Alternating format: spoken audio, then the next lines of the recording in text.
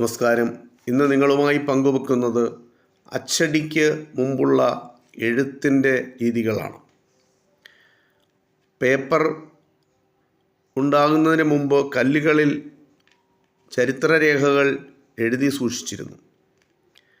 ആ കഥയാണ് ഇന്ന് നിങ്ങളുമായി പങ്കുവെക്കുന്നത്.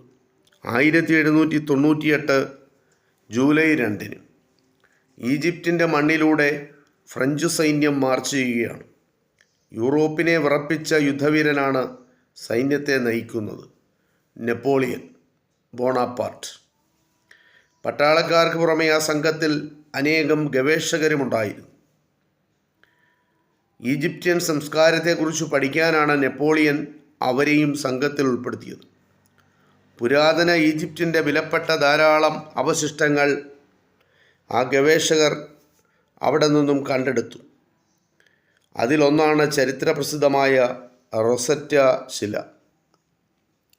പ്രാചീന ഈജിപ്ഷ്യൻ ലിപിയായ ഹയറോഗ്ലിഫിക്സ്, പിന്നീട് ഈജിപ്തിൽ വൻ പ്രചാരം നേടിയ ഡെമോട്ടിക് ലിപി, ഗ്രീക്ക് ലിപി എന്നിവ ഈ ശിലയിൽ കൊത്തിവച്ചിരുന്നു. 14 വരികൾ ഹയറോഗ്ലിഫിക്സിലും 32 വരികൾ ഡെമോട്ടിക് ലിപിയിലും 54 വരികൾ ഗ്രീക്ക് ലിപിയിലുമാണ് എഴുതി വച്ചിരുന്നത്. ടോളമി 5-ാമൻ ഫറവോയുടെ വീരചരിത്രമാണ് ഈ ശിലയിൽ രേഖപ്പെടുത്തിയിരുന്നത്.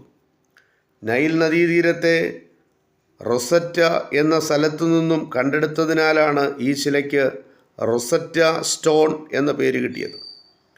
പിന്നീട് ഇംഗ്ലണ്ടിലേക്ക് കൊണ്ടുപോയ ഈ ശില ബ്രിട്ടീഷ് മ്യൂസിയത്തിൽ ഇന്നും സൂക്ഷിച്ചിരിക്കുകയാണ്.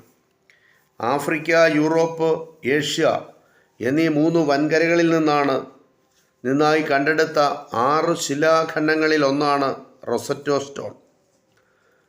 പ്രാചീന ഈജിപ്ഷ്യൻ ചിത്രലിപി കൊത്തിയ ഈ ശില ഇറ്റാലിയൻ ദ്വീപായ സിസിലിയുടെ വടക്കുള്ള പലേർമോയിൽ നിന്നാണ് കണ്ടെടുത്തിട്ടുള്ളത്.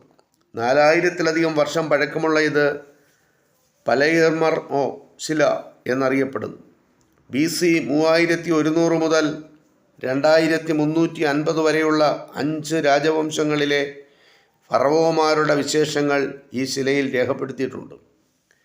1962 ചൈനയിൽ ഷെൻസി പ്രവിശ്യയിൽ നിന്നുള്ളതാണ് മനുഷ്യൻ ഇന്നേ വരെ കണ്ടെടുത്തിട്ടുള്ളതിൽ വെച്ച് ഏറ്റവും പഴക്കമുള്ള ശിലാലിഖിതം. ഇതിന് 7000 വർഷത്തോളം പഴക്കമുണ്ട്. കടലാസ് വരുന്നതിനും വളരെ മുമ്പ് തന്നെ ശിലകൾ